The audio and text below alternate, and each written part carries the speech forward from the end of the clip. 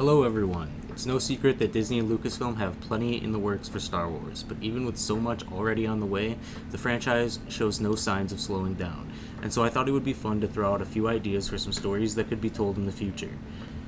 Here are some ideas for 4 Star Wars stories that I think could be told on Disney Plus in the next few years or so. Number 1. Maul and Qi'ra.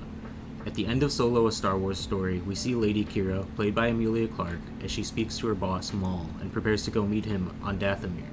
We have no idea what ends up happening after that, however.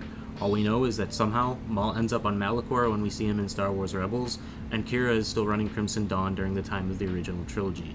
I would love to see what events transpired in order for Maul to lose control of his criminal empire, and for Qi'ra to take over. Add to this that Maul has always been a fan favorite, and I personally think Qi'ra is one of the best new characters we've gotten in the Disney era of Star Wars. Emilia Clarke is still working with Disney as she's set to join the Marvel Universe later this year with the release of Secret Invasion.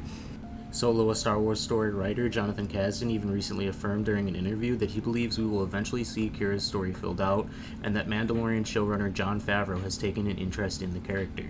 Let's hope these clues mean that we see this story told sooner rather than later. Number 2. Luke Skywalker's Jedi Academy.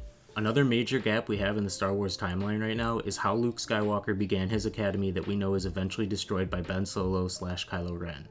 Lucasfilm has demonstrated that they have the technology now to be able to make a good-looking young version of Mark Hamill using deepfake and CGI technology. They could use this to their advantage to tell this story that many Star Wars fans have been wondering about ever since the release of The Force Awakens in 2015. They could recast a younger Ben Solo and fill out the rest of the cast with other Jedi students, even some of which who would likely go on to become the Knights of Ren. The potential for a Han Solo, Leia Organa, or even Lando Calrissian camo is definitely here, likely using the same deepfake technology. This could even possibly give fans the reunion of Han, Luke, and Leia that we never got to see during the sequel trilogy. Number 3. Rangers of the New Republic.